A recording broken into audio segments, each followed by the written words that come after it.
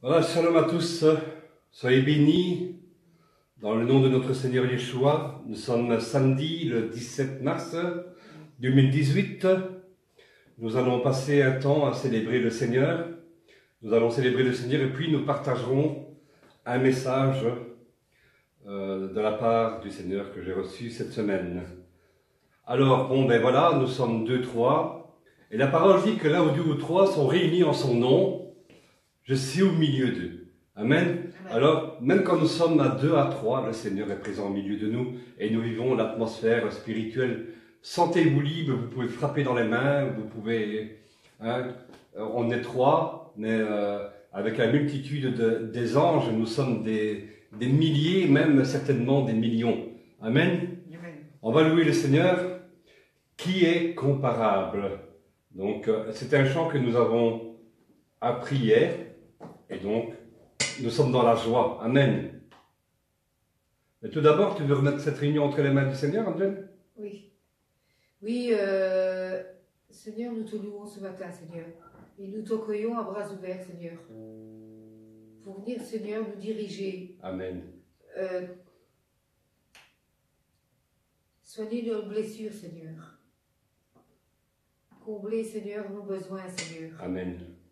Merci parce que tu vas être présent toute cette journée. Et merci spécialement parce que tu vas être présent, Seigneur.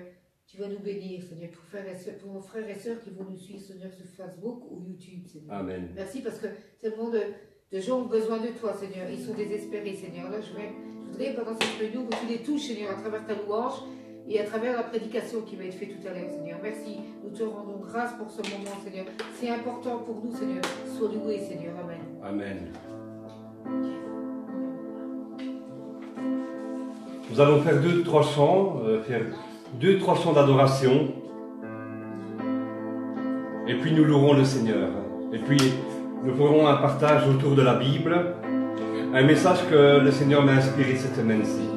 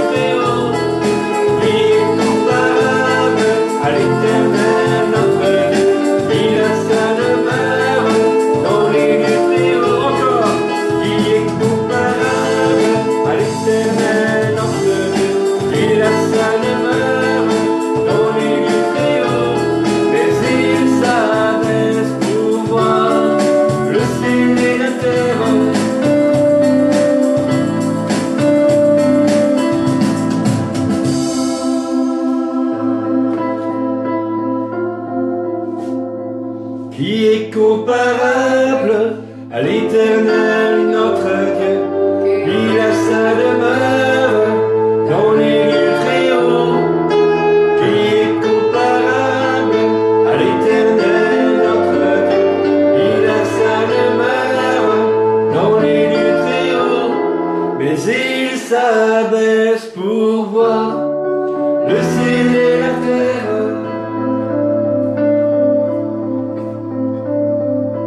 Il arrache à la poussière l'homme misérable. Il relève l'indigent pour le faire asseoir parmi les notables.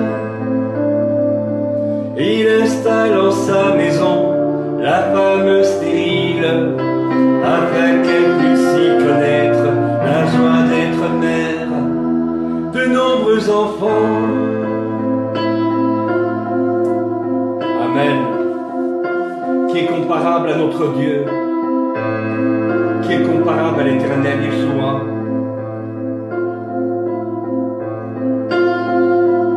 Il est grand au-dessus, il est grand au-dessus de tout. Il est le maître de nos vies, il est grand au-dessus de tout. Au-dessus de nos impossibilités, avec lui tout est possible.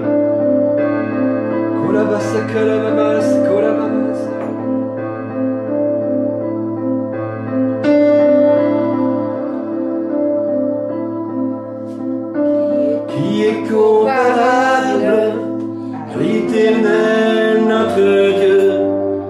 Il a sa demeure dans les lieux très hauts. Qui est comparable à l'Éternel notre Dieu. Qui a sa demeure dans les lieux très hauts. Mais il s'abaisse pour voir le ciel et la terre.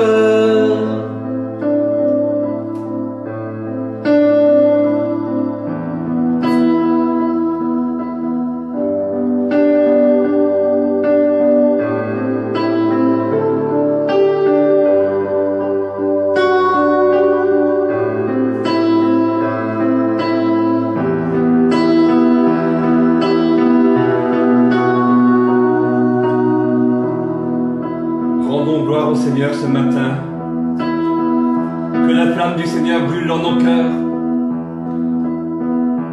que tout notre aide vibre pour le Seigneur. Sois notre maître au roi.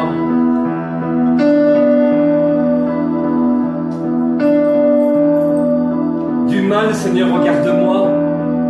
Viens, Seigneur, viens, sois mon guide. Quand l'obscurité est devant mes yeux,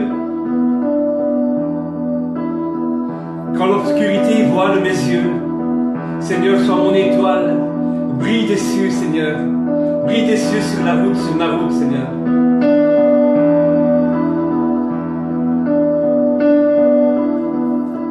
Oh, prends mon âme, prends-la, Seigneur, et que ta flamme brille dans mon cœur, que tout mon être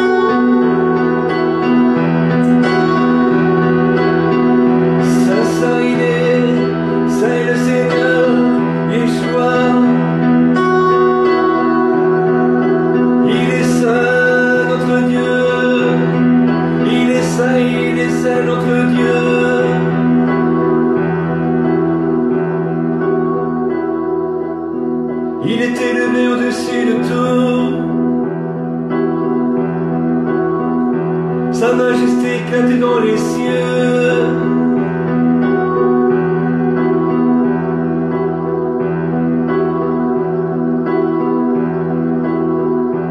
Il brille dans les cieux. Sa majesté, sa gloire éclate dans les cieux.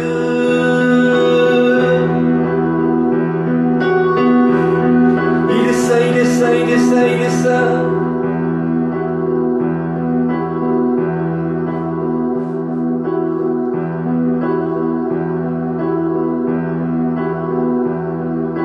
Il est saint.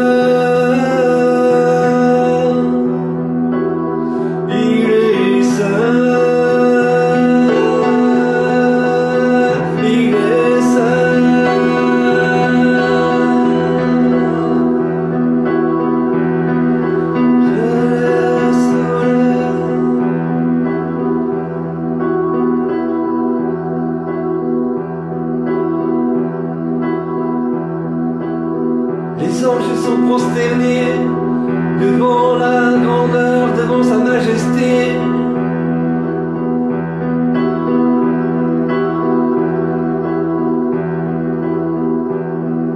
Saint, Saint, Saint le Seigneur. Saint, Saint, Saint le Seigneur.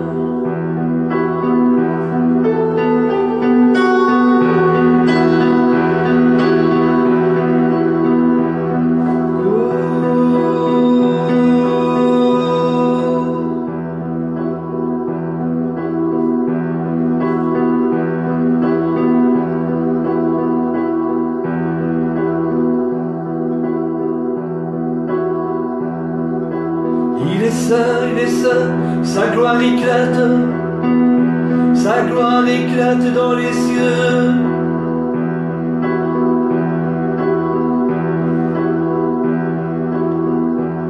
Illumine nos cœurs, Seigneur, de ta gloire. Illumine nos cœurs de ta gloire. Éclate en majesté. Éclate en majesté, éclate en majesté, sois brillant, sois brillant. Brille sur nous, Yeshua, brille sur nous. Brille sur nous.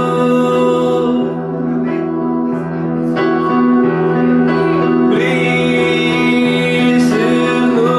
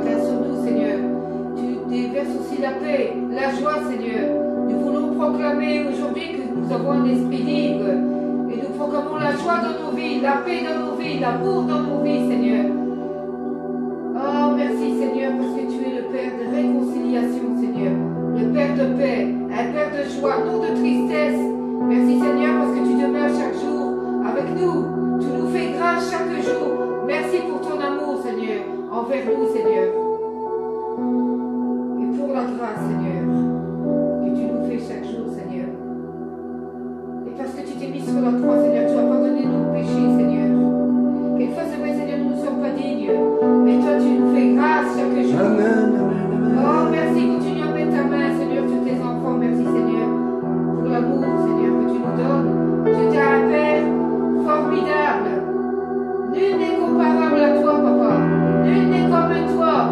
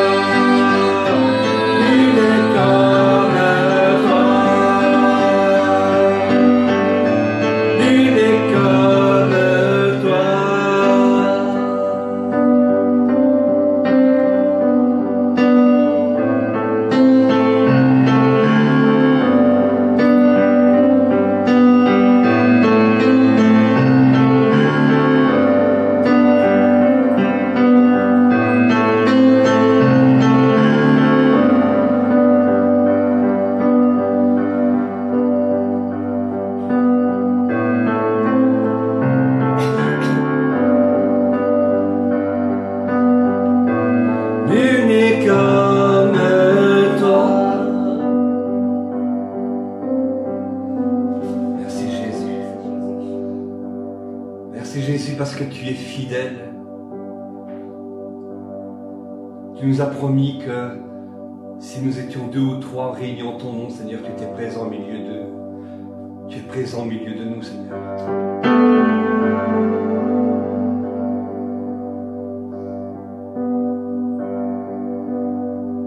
Tu es le véritable Yeshua. Tu es fidèle, Seigneur. Fidèle avec un grand F.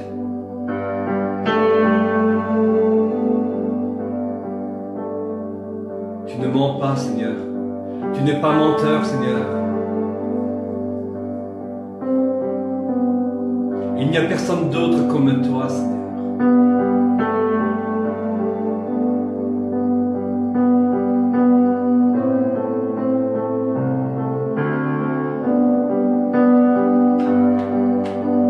Merci, Yeshua.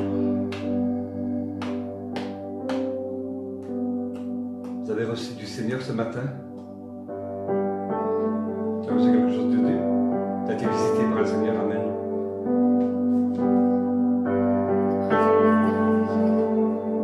Amen, Amen. Et le Seigneur aime son peuple. Amen. Il aime son peuple, le Seigneur. Il aime ses enfants. Le Seigneur est fidèle. Dieu est bon. Il ne change pas. Amen. Tu veux prier pour la parole? Oui, Seigneur, je te remercie pour ce moment de louange passé en ta compagnie, Seigneur. Tu étais là présent, tu nous as touchés, Seigneur. Tu nous as encore transformés là où il faut, Seigneur, et te transformer. Merci pour ton amour, pour ta présence, pour ta fidélité, parce que toi, tu ne changes pas, Seigneur. Quand tu dis quelque chose, Seigneur, tu le fais, Seigneur. Tu restes toujours le même, Seigneur. Parce que quand tu fais des promesses, Seigneur, tu les tiens, Seigneur, tes promesses. Tu ne changes pas d'avis, jamais, Amen. Seigneur. Oh, merci pour cela, Seigneur. Aussi, je voudrais mettre ce moment, Seigneur, entre tes mains, Seigneur. Que certaines personnes soient touchées, Seigneur. Et touche certaines personnes, Seigneur, par ces mots, Seigneur. Amen. Qui peuvent pas, Seigneur, ces mots être, Seigneur, qui peuvent troubler, qui ne sont pas troublés, Seigneur. Mais que ces mots puissent, Seigneur, les toucher, Seigneur. Oui. Et donne-leur la compréhension, l'intelligence de comprendre, Seigneur. Ce qui va être dit, Seigneur, dans cette prédication. Parce que Roger, Seigneur, c'est vrai, Seigneur, tu l'as tellement transformé, Seigneur. Cet esprit est avec lui, Seigneur, chaque jour, Seigneur. Et Seigneur, c'est vrai que ça va être un bon pasteur, Seigneur, parce qu'il a un cœur noble, Seigneur, un cœur de papa, Seigneur. Oui, c'est vrai, Roger, Seigneur, il est sage, Seigneur. C'est vrai, Seigneur, tu connais son cœur, Seigneur. C'est pas parce que je suis sa femme. Merci de m'avoir donné un mari, Seigneur, comme ça, Seigneur. Amen, Amen. Aussi sage, aussi gentil, Seigneur, que lui, Seigneur. Amen. Oh, merci, Seigneur, parce que tu sais de quoi j'en ai besoin, Seigneur.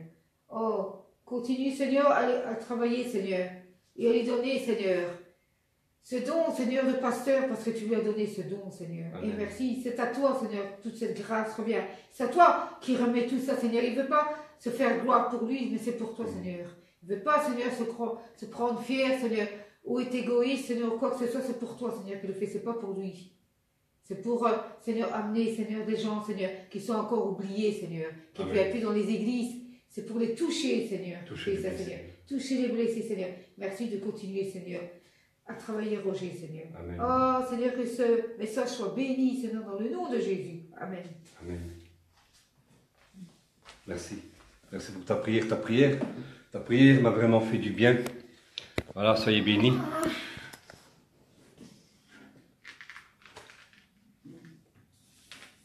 C'est vrai que le but des partages que nous faisons en vidéo, mon épouse et moi, bon parfois ça peut être mon épouse, ça peut être Lisa qui va partager une petite recherche que le Seigneur va lui mettre sur le cœur. Eh bien, ce n'est pas pour notre notoriété, ce n'est pas pour être connu, mais nous avons ce besoin de partager la parole de Dieu, ce que le Seigneur nous met à cœur. Et aujourd'hui, le Seigneur nous a donné cet outil vraiment magnifique. Bien sûr, il faut l'utiliser à bon escient. Hein, il faut bien l'utiliser. Le Seigneur nous a donné cet outil des réseaux sociaux pour pouvoir partager sa parole, pour pouvoir partager ce que le Seigneur nous a mis sur le cœur. Aujourd'hui, pratiquement, nous voyons que même les petits groupes de maison Plusieurs groupes de maisons se forment et les églises se désertent. Et bon, c'est vrai que maintenant, on trouve un peu trop la facilité. On ne se réunit plus entre nous et on regarde plutôt sur Internet ou quoi, les prédications. Et ça manque de chaleur. Mais oui, vraiment, Dieu nous a donné cet outil qui est Internet, mais nous devons l'utiliser à bon escient. Nous ne devons pas abandonner nos rassemblements, dit la parole de Dieu. Nous devons continuer à nous rassembler. Être sur Internet devant un écran, est-ce se rassembler? Non. Nous devons continuer à nous rassembler pour qu'ensemble, nous nous édifions dans la parole. Nous nous édifions dans la célébration comme nous avons eu ce matin. Amen. Alors voilà, je vais tourner un peu la caméra parce que là je suis dans le clair. Et je bois un peu d'eau. Parce que c'est bien aller dans les églises, mais c'est bien aussi d'aller dire bonjour à un frère ou une sœur. Même s'il est malade, aller le réconforter et prier avec lui. Amen. Il faut partager. Un peu le thème de mon message, en début de semaine, je l'avais intitulé « Comment finiras-tu » Comment ta vie chrétienne va-t-elle finir? Elle commence bien au départ, c'est un peu l'idée du départ que j'avais. Ta vie chrétienne, même dans le ministère, elle commence très bien au départ, mais après, c'est comment elle finit. Comment finiras-tu? Et puis, en allant dans les recherches et tout ça, le Seigneur me guide carrément vers autre chose. Et il faut écouter un peu, il faut écouter ce que le Saint-Esprit nous dit quand le Seigneur nous montre un message. Nous, on pense avec nos raisonnements humains, donc j'ai mis « Comment finiras-tu » Comment ta vie chrétienne va finir? Qui a très bien commencé, mais comment va-t-elle finir? C'est un peu cela qu'on doit, c'est un peu de cela que nous devons nous inquiéter. Comment va-t-elle finir?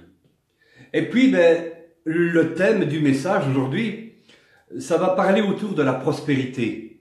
Et nous allons aller dans le livre de 2 Chroniques dans l'Ancien Testament, et vous allez garder un signet.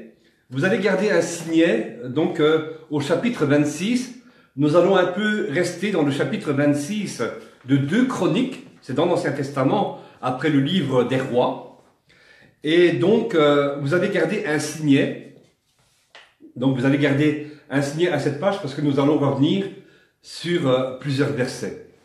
Voilà. Donc, aujourd'hui, on va faire un peu d'histoire biblique et tirer les leçons de ce message. Nous allons parler de l'histoire d'un jeune roi et qui était, je crois, le plus jeune, si je ne me trompe, à être monté sur le trône de Juda à l'âge de 16 ans. Donc, Juda, c'est pas Israël. Et donc, à un moment donné, Israël, à cause du péché, Israël a été coupé en deux. Il y a eu une guerre civile entre Israël et Juda. Et donc, il y avait Juda et Israël. Et donc, on va parler de ce jeune roi, il avait 16 ans, qui est monté sur le trône. Nous sommes appelés chacun au service du Seigneur, à être ses disciples, à être ses ouvriers.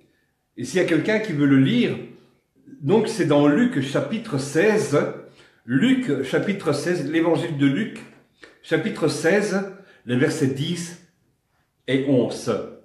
Qui va nous dire ceci. Et s'il y a quelqu'un qui veut lire, ouais. Qui va nous dire ceci. Celui qui est fidèle dans les petites choses l'est aussi dans les grandes.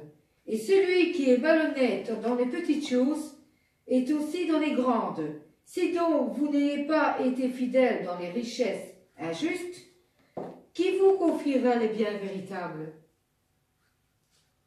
Le Seigneur nous appelle d'abord dans des petites choses.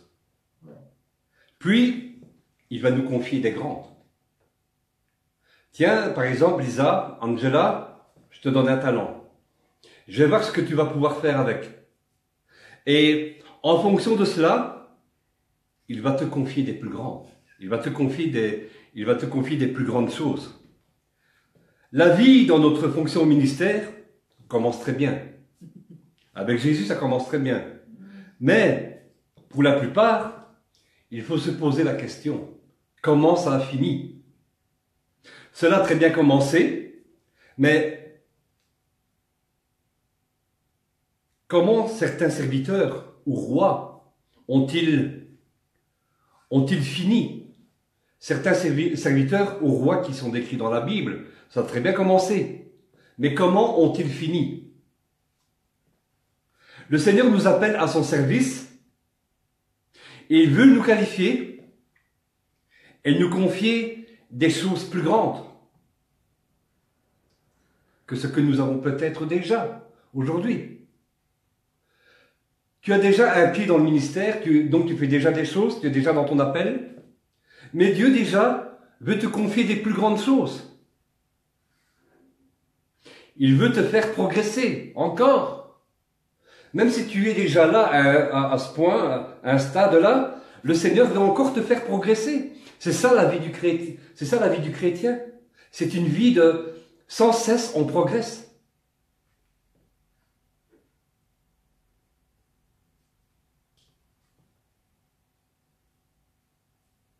Vous demandez, mais la question se pose.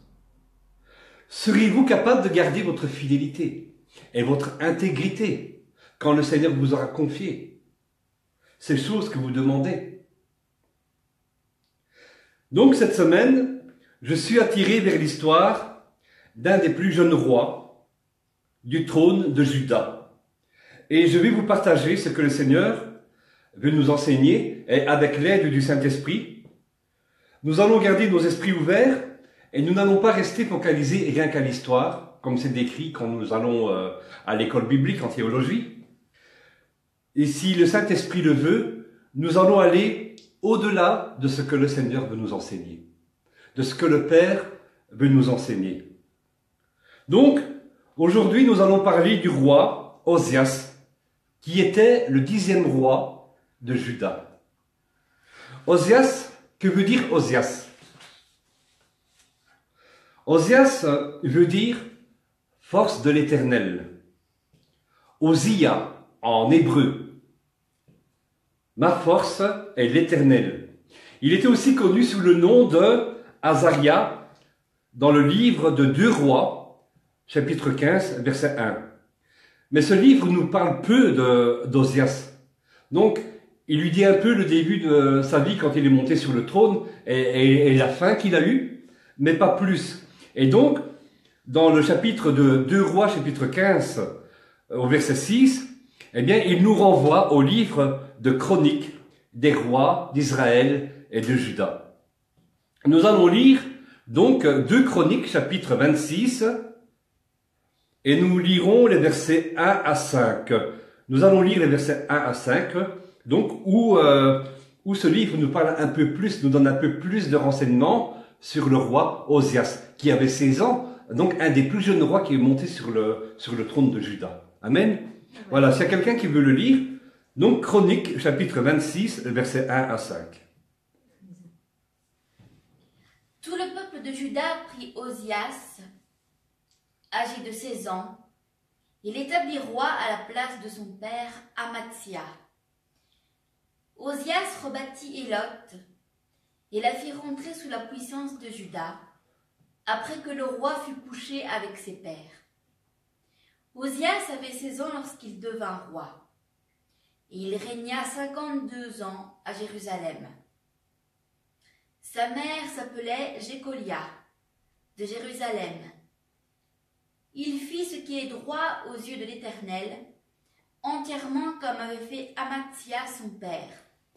Il s'appliqua à rechercher Dieu pendant la vie de Zacharie, qui avait l'intelligence des visions de Dieu.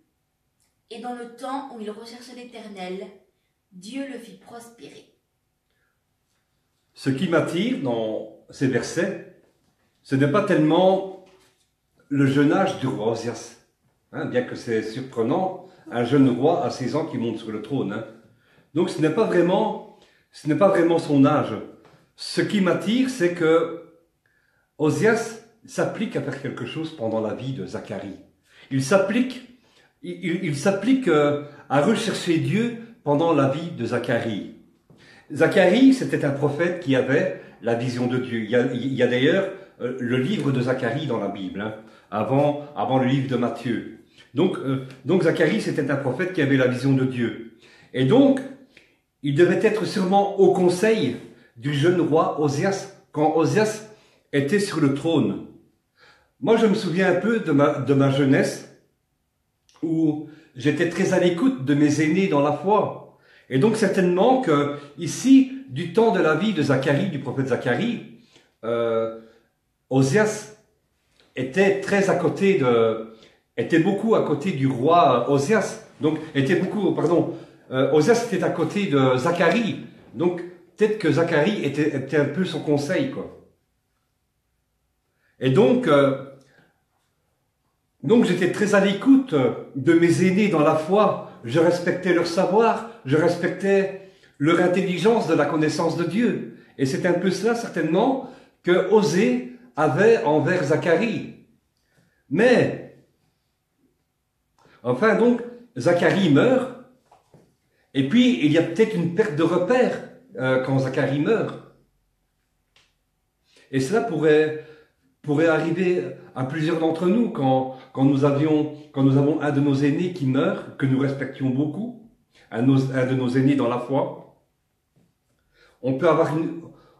Ça peut nous arriver d'avoir une perte de repère. Donc, Osias s'appliqua à rechercher Dieu pendant la vie de Zacharie. C'est ce verset qui m'intrigue, car après, ça va changer. Ce qui va se passer après. La vie de Zacharie va totalement changer. Je ne vois plus, d'après ce que j'ai lu, je ne vois plus cette influence de Zacharie avec Osias. Le jeune roi du temps de Zacharie, il avait du succès, il était prospère, il remporte des batailles importantes contre ses ennemis.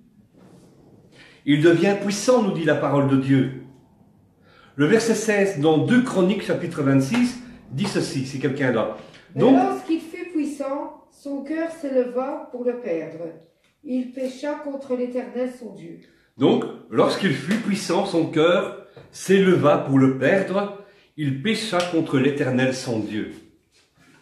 Ah, je vais remonter un peu mon pupitre parce qu'il descend, lui. Voilà. Il pécha contre l'Éternel son Dieu. Qu'est-ce qu'il va faire? Il va profaner dans le temple de l'Éternel. Il rentre dans un lieu où seuls les sacrificateurs sont habilités et qualifiés pour la fonction dans le temple. Il se voit tellement puissant par ses conquêtes qu'il croit pouvoir tout diriger. Qu'il se croit permis de tout. Et quand le prophète Azaria, il y a 80 prophètes qui viennent vers Osias, donc Azaria veut le mettre dehors et lui dit qu'il n'a pas le droit d'être là. Oui. Ce n'est pas sa tâche d'aller faire brûler des parfums pour l'Éternel. Ce n'est pas sa tâche de le faire dans le temple. C'est réservé aux sacrificateurs, aux souverains sacrificateurs. Et donc Osias lui fait la remarque. Et alors Osias s'irrite contre les sacrificateurs. Il s'oppose à lui, il s'oppose à Azaria. Et Dieu va frapper Osias de la lèpre. Il est écrit que son cœur s'élève pour le perdre. C'est-à-dire, il devient hautain, il devient arrogant, il se voit grand, l'orgueil l'atteint, il défie Dieu. Il défie Dieu en rentrant dans le temple. Il défie Dieu en rentrant dans le temple. Il défie Dieu de la sorte. Et il est frappé par le Seigneur, par la lèpre. Et il va être mis à l'écart. Il va être exclu de la maison de Dieu pour le reste de sa vie. Parce qu'il s'est irrité, parce qu'il est entré dans un lieu où il ne pouvait pas. Il est mis à l'écart. Il est mis à l'écart dans une maison pour lépreux. À l'époque, La mise à l'écart dans une maison pour lépreux, c'est être mis à l'écart de la société. Combien d'entre nous supporteraient d'être mis à l'écart de la société? Parce que vous êtes malade. On a vu un peu l'émission hier sur les victimes des attentats du 22 mars qu'il y a eu à Bruxelles, à l'aéroport. Ils se sont exclus de la société.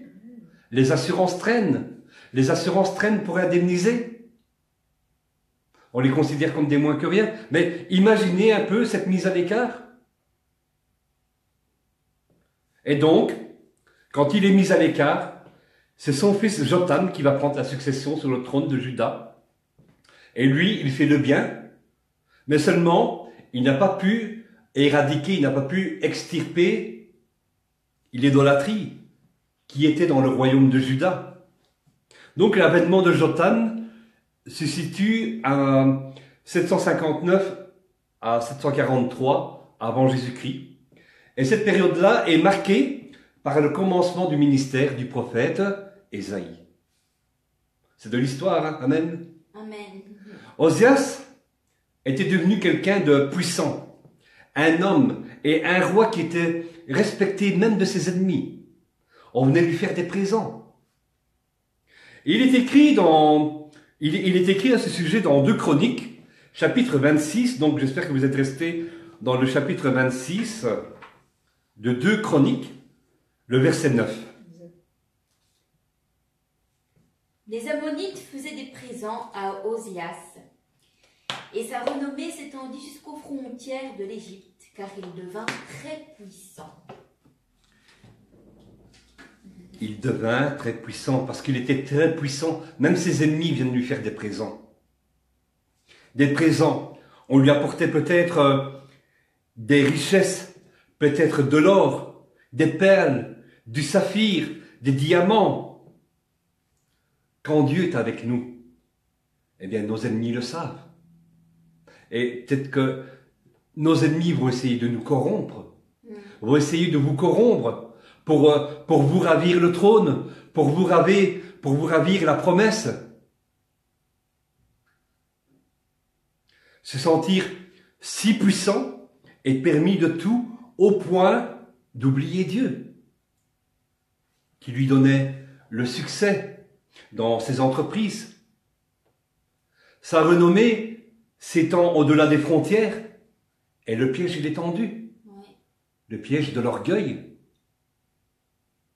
Hautain, il s'est senti hautain. Les gens ont plein d'égards. L'orgueil monte vite. Et Osias, c'est ce qui l'a fait perdre au point qu'il aille profaner dans le temple du Seigneur, qu'il aille profaner dans le temple de l'Éternel. L'orgueil l'a fait perdre. Il a très bien commencé. Il aimait le Seigneur, nous dit la parole. Il aimait le Seigneur sincèrement. Mais il n'a pas veillé à garder cette flamme de l'amour. Dieu nous appelle dans de petites choses. Puis, il nous confie des plus grandes. Ça ferait miroiter la tête de plus d'un. Aujourd'hui, tu sais que demain, tu auras un grand appel dans le ministère.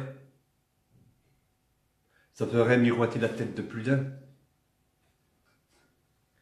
La plupart des rois dans l'histoire d'Israël et de Juda ont sombré dans l'idolâtrie, le sexe.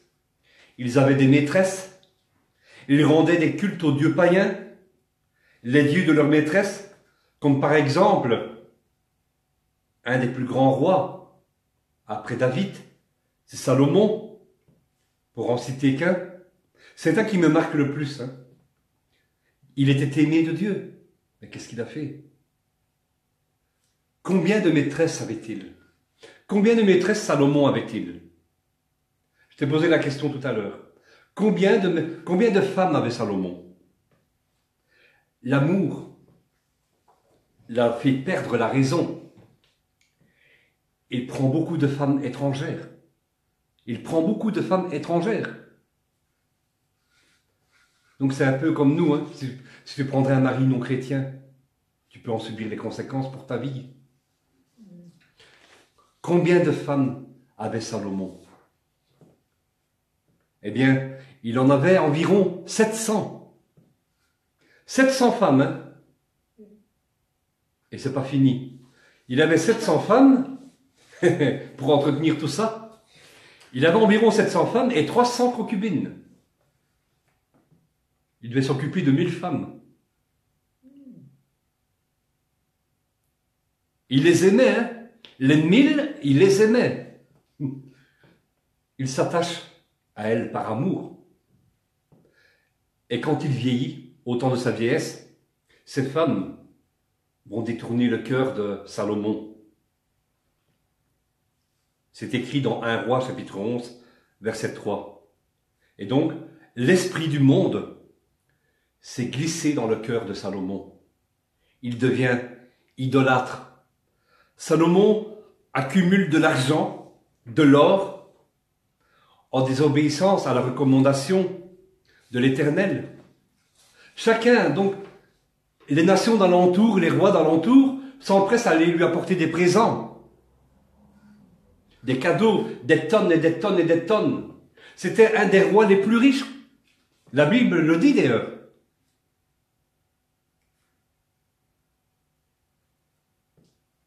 Ils avaient compris que son cœur aimait les richesses. Il a été corrompu. Lisons Deutéronome, le livre de Deutéronome, le chapitre 17, et nous lirons le verset 17. Deutéronome, chapitre 17, le verset 17.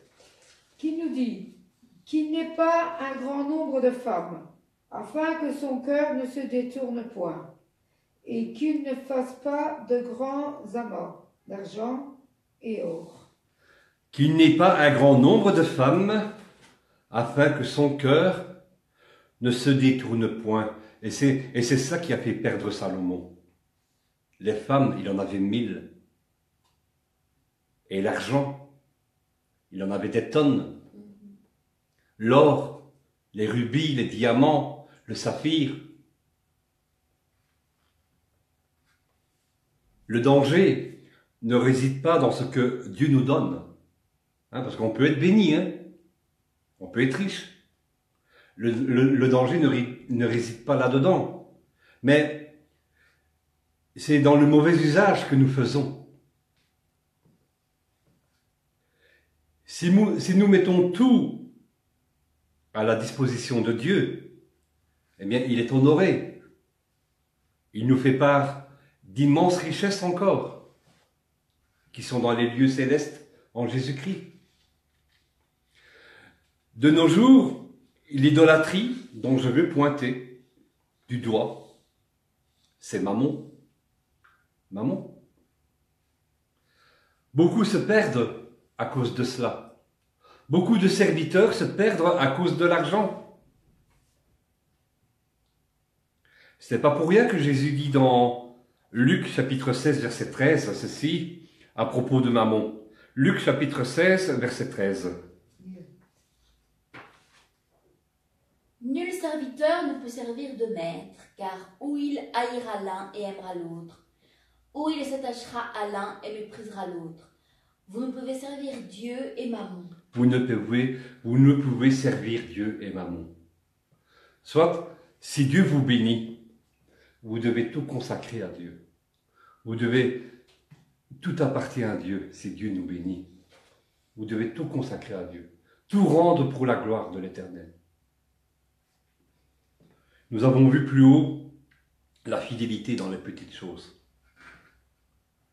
Le Seigneur nous fait prospérer, comme il l'a fait pour le roi Osias. Tous les hommes viennent le trouver et le portent sur les nus. Et vous, tous les hommes viennent vous trouver, vous portent sur les nus, vous mettez sur une hauteur importante, vous vous sentez important, on vous déroule le tapis rouge, Certains oublient Dieu, bien qu'ils le prêchent.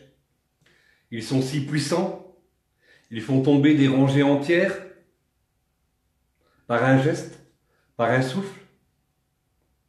Ils chassent les maladies, mais le Seigneur, dans tout ça, il est peu glorifié. Parce que ce qui est recherché en premier, c'est le confort et la recherche de l'argent. Seule leur notoriété l'est, seul leur nom est mis en avant à la place de Jésus-Christ. Osias, j'ai envie de comprendre son geste quand il rentre dans le temple. Il veut offrir un culte à Dieu avec les parfums.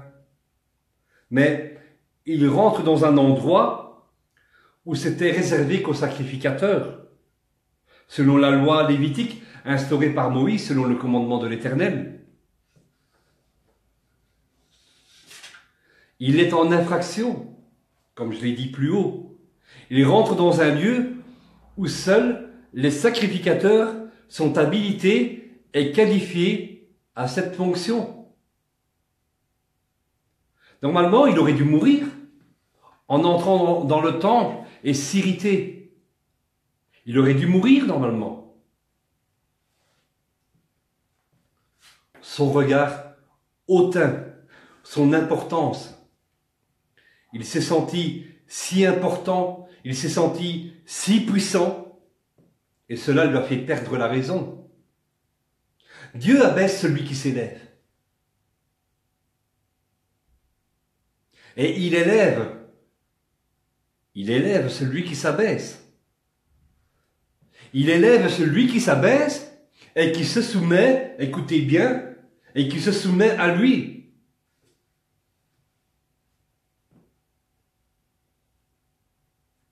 Mais là, Osias, lui, il s'est élevé, il s'est senti puissant. On a un peu cette histoire qui est racontée sur Lucifer. Il s'est senti beau, il s'est senti fort, il s'est senti puissant. Et le diable vient mettre cela dans le cœur des hommes. Quand on vous donne de l'importance, nous devons veiller. Ésaïe chapitre 2, nous allons lire Ésaïe chapitre 2, le verset 11. L'Éternel nous dit ceci. Nous dit, l'homme au regard hautain sera abaissé, et l'orgueilleux sera humilié. L'Éternel seul sera élevé ce jour-là. L'homme au regard hautain sera abaissé, et l'orgueilleux sera humilié. Amen. Le Seigneur doit être au-dessus de tous nos projets. Amen. L'Éternel seul doit être élevé au-dessus de tous nos projets. Nous ne pouvons pas avoir notre tête au-dessus de lui. C'est lui qui doit être élevé au-dessus de nous. Il doit être notre couverture. L'homme au regard hautain et l'orgueil. C'est finalement comme ça qu'a fini la vie du roi Osias. Un homme si puissant qui a fini exclu, qui a été mis à l'écart de la société. Un homme qu'on ne peut plus approcher parce qu'il est contagieux. Bien que, selon la médecine, j'ai lu que la lèpre n'est pas si contagieuse que ça. Mais à cette époque, la lèpre, c'était quelque chose d'impur, c'était considéré comme impur. Et ceux qui en étaient frappés devaient être mis à l'écart.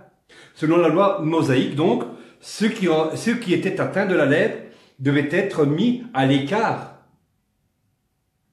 Quelle humiliation pour ce roi qui était si puissant. Quelle humiliation.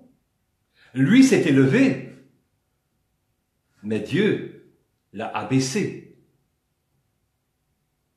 Lisons Jacques chapitre 4, le livre de Jacques, c'est dans le Nouveau Testament, chapitre 4, les versets 4 à 6. Adultères que vous êtes, ne savez-vous pas que l'amour du monde est inimité contre Dieu? Celui donc qui veut être ami du monde se rend ennemi de Dieu. Croyez-vous que l'Écriture parle en vain? C'est avec jalousie que Dieu chérit l'esprit qu'il a fait habiter en nous. Il accorde au contraire une grâce plus excellente. C'est pourquoi l'Écriture dit « Dieu résiste aux orgueilleux, mais il fait grâce aux humbles. » Dieu résiste aux orgueilleux et il fait grâce aux humbles. Aux humbles. Amen. Pour nous, ça commence bien. Tu es humble, tout ça, Dieu le voit. Et quand il va t'accorder toutes les choses que tu demandes, comment finiras-tu? Comment vas-tu utiliser les choses qu'il va te donner? La parole de Dieu nous met en garde et elle nous demande de veiller contre l'orgueil, contre notre haute estime de soi. Elle nous demande dans plusieurs passages de la Bible de veiller contre ces choses. J'entends souvent des prophètes qui prophétisent la prospérité, que vous devez être puissant, mais ils prêchent peu l'humilité. Par exemple, un vrai prophète va dire ceci. Dieu fait grâce aux humbles. Soumettez-vous à Dieu premièrement. Certains ne reçoivent pas ce qu'ils demandent, parce qu'ils ne sont pas soumis. Et ils demandent mal. Ils pensent à eux avant les intérêts du royaume de Dieu. Ce genre de prophète qui va vous dire cela, ou un orateur, un pasteur ou un apôtre, ne sera pas écouté. On va le rejeter. Ces paroles sont trop dures. Nous ne voulons pas les entendre. Elles sont trop négatives. Nous ne voulons pas entendre parler de repentance. Nous voulons savoir seulement comment tu as réussi. Quelle est la clé de ton succès? Vous demandez mal. Et quand vous demandez, c'est par cupidité. Nous fait comprendre Jacques. C'est pour vos intérêts quand vous demandez. C'est pour ça que vous ne recevez pas. C'est parce que vous le demandez pour votre intérêt. Et Dieu connaît votre cœur. Si je demande quelque chose à Dieu, par intérêt personnel, Dieu ne va pas me l'accorder. S'il connaît mon cœur. Il connaît, seul lui sonde les cœurs et les reins.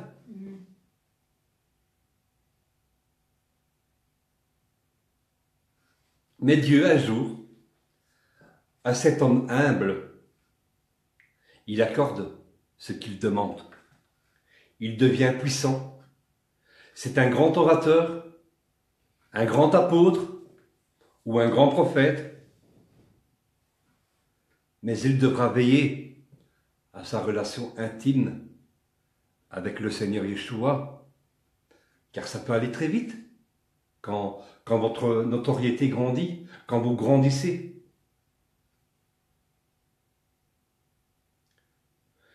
Si des grands rois aimés de Dieu sont tombés, nous ne serons pas épargnés. Nous ne serons pas épargnés si nous ne rendons pas toute la gloire à Dieu dans ce qu'il nous donne. Si nous voulons nous mettre au-dessus de lui. Si nous voulons mettre notre tête plus haut que la sienne. Nous ne serons pas épargnés. Ça marchera peut-être un petit temps, mais comment notre vie chrétienne, à la fin de la course, finira-t-elle? Où irai-je?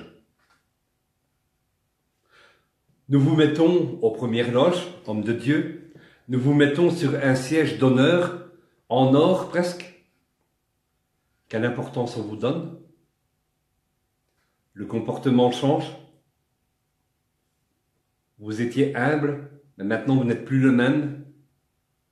Vous perdez cette simplicité, cette humilité que vous aviez autrefois et dont on vous respectait pour cela. Aujourd'hui, les gens accourent vers vous pour avoir ce que vous avez. Mais cherche-t-il Dieu? Ou autre chose? Ils veulent vous imiter, comme Simon le magicien, qui était un imitateur.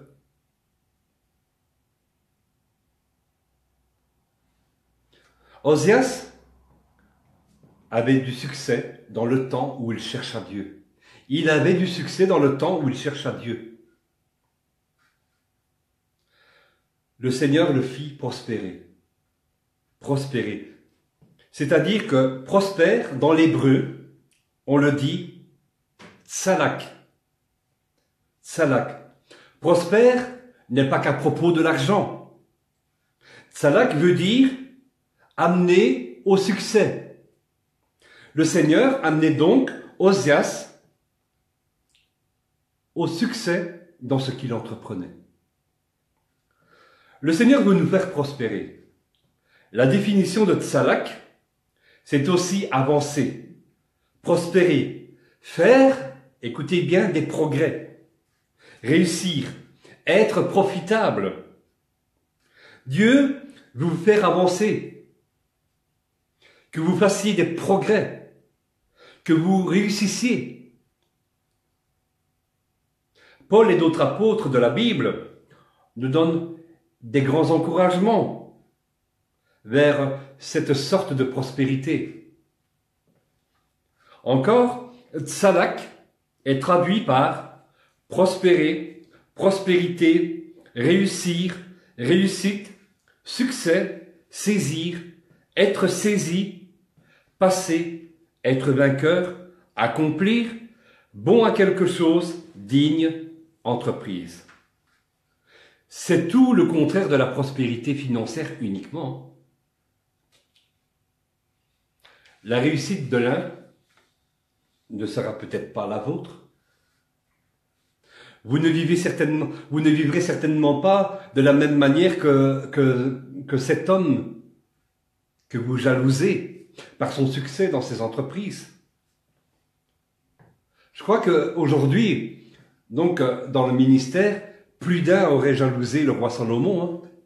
Dans tout, sur terre, c'était un des rois les plus riches au monde.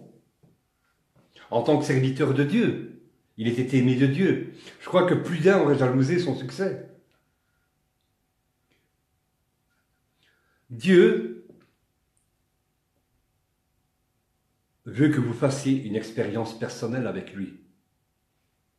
Quand vous vous engagez, il veut vous voir progresser. Dites tsalak, progresser. Progresser. Ce que veut dire tsalak en hébreu.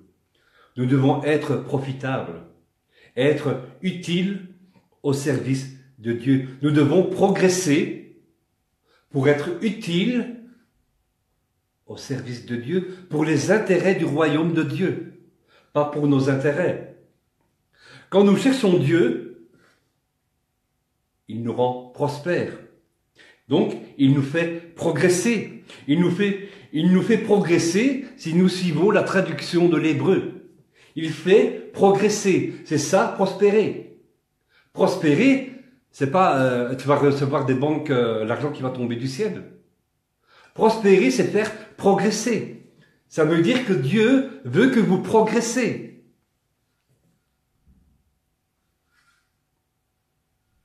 Nous devons veiller, à rester humbles, même si Dieu nous donne du succès. Si nous osions autrefois manger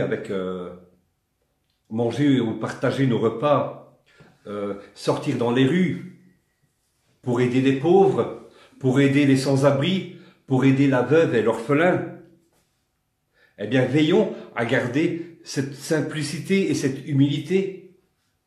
Qu'est-ce qui nous empêche encore de le faire parce qu'aujourd'hui tu es si puissant? Qu'est-ce qui nous empêche encore de le faire, de sortir dans les rues, d'aller manger avec les pauvres? Qu'est-ce qui nous empêche encore de le faire? Parce que tu es si puissant, tu ne peux plus le faire? Parce que tu es si puissant, tu as besoin de garde du corps, tu ne peux plus le faire, on ne peut pas te toucher. Jésus passait dans les rues. On lui a même touché son vêtement.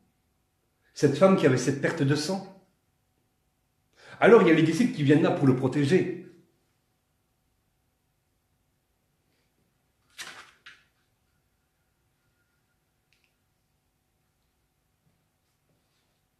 Être utile, ce n'est pas chercher qu'à nous voir plus tard, au micro, remplir des stades de football, des salles de concert de 20 000 personnes.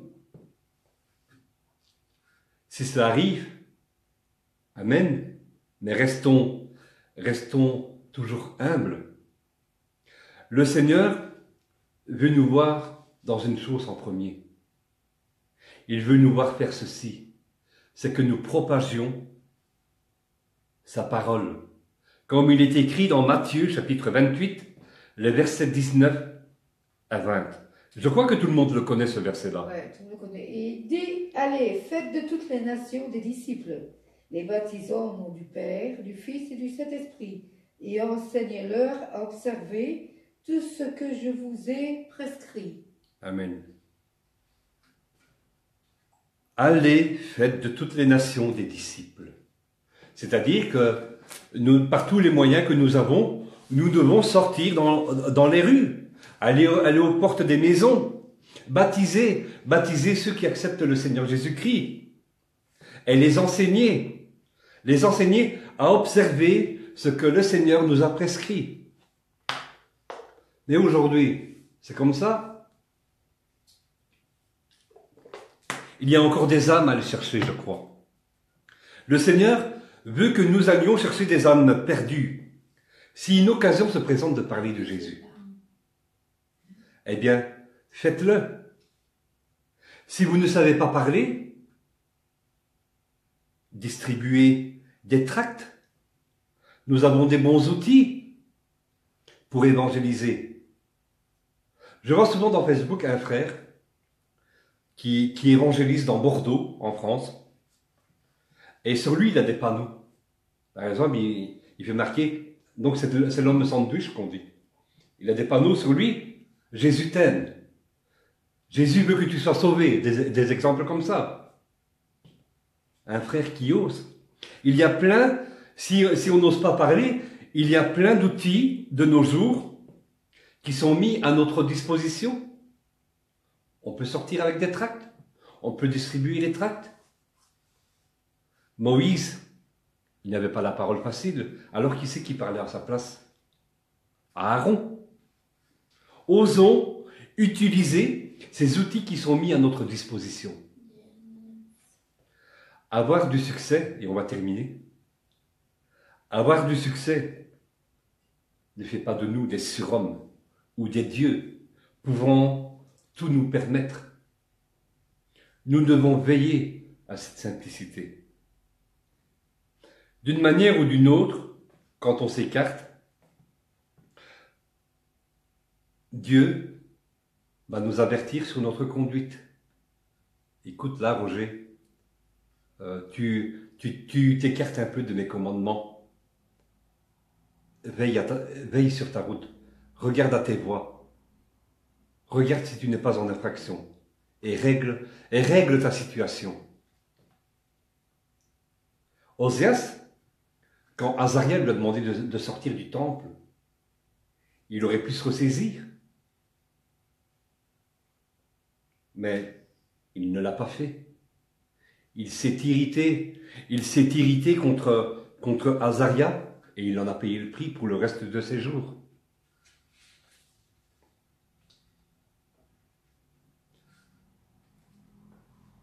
Que le Seigneur nous aide à rester humbles quand nous serons puissants, quand il nous aura fait progresser.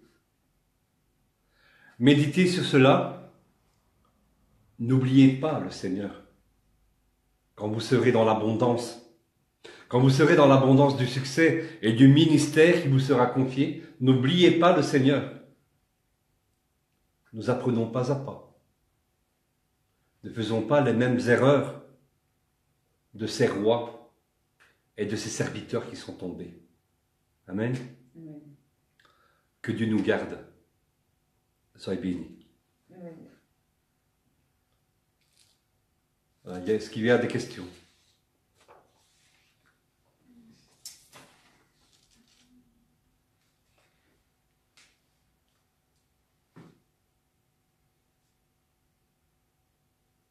Oui. Tu as des questions?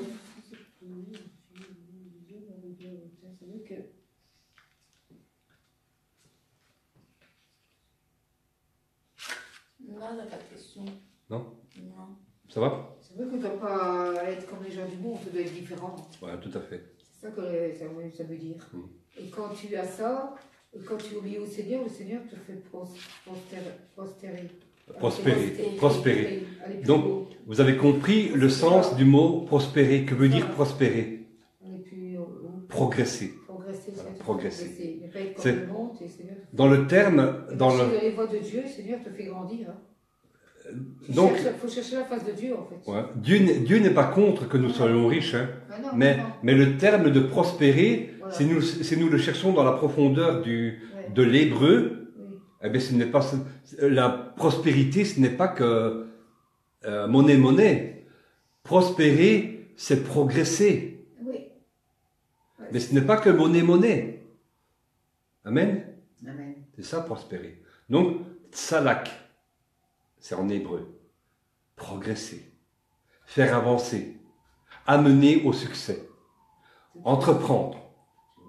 N'ayez pas peur. Oui, voilà, n'ayez pas peur. Amen. N'écoutez pas les gens qui vont venir vous dire, oh, il faut pas, non, c'est à Dieu qu'il faut faire confiance. Amen. C'est au seul Dieu puissant. Alors, vous avez encore appris des choses aujourd'hui? Amen. Amen. Voilà. Voilà. Seigneur, aussi que la gloire de Dieu soit sur nous. Et merci Seigneur pour ta parole, parce que chaque jour tu nous enseignes, Seigneur. Ta parole, Seigneur, vraiment tu nous enseignes, Seigneur. Tu nous fais encore voir, Seigneur, à travers de cela, Seigneur, qu'on ne doit pas se conduire comme le monde entier, Seigneur. Mais on doit continuer à suivre, Seigneur, tes pas, Seigneur, et aller dans la direction que toi tu veux, Seigneur. Merci, grâce à ça, Seigneur, nous allons, Seigneur. Tu vas nous faire grandir, Seigneur. Et Amen. tu vas nous élever encore plus haut, Seigneur. Grâce à ça, Seigneur. Nous avons compris aujourd'hui, Seigneur, le message, Seigneur. Gloire à toi, papa. Amen. Merci, Amen. Amen. Et béni Roger, Seigneur, qui a partagé, Seigneur, ceci, Seigneur, ce message. Amen. Amen. Voilà. Que Dieu vous garde. On se retrouve en semaine et en tout cas, certainement samedi prochain. Oui. Si vous êtes de la région de la Louvière, que vous êtes sans église, eh bien, si vous voulez nous faire un petit bonjour, si vous voulez venir partager des moments de partage avec nous, autour d'un café, de biscuits et de la parole de Dieu surtout, eh bien, je vous invite à venir. Donc, c'est à la Cité Parc de Nazareth, numéro 36, à la Estre, donc dans la région de la Louvière. Donc, je mets régulièrement l'adresse. Et donc, si vous êtes sans église, que vous sentez que vous avez envie de venir partager avec nous, donc de venir célébrer le Seigneur avec nous, eh bien, nous vous invitons donc samedi prochain à 10h30.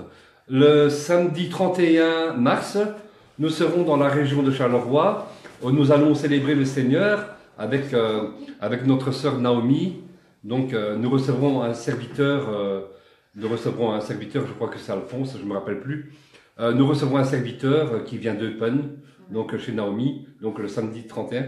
Et le 30 mars, nous allons parler un peu de Pâques, de ce que représente un peu la Pâques. Nous allons un peu parler un peu des éléments donc de la Pâques. Donc c'est le 14 Nisan, la Pâques. Donc que Dieu vous garde, soyez bénis. Amen. À bientôt. Au revoir.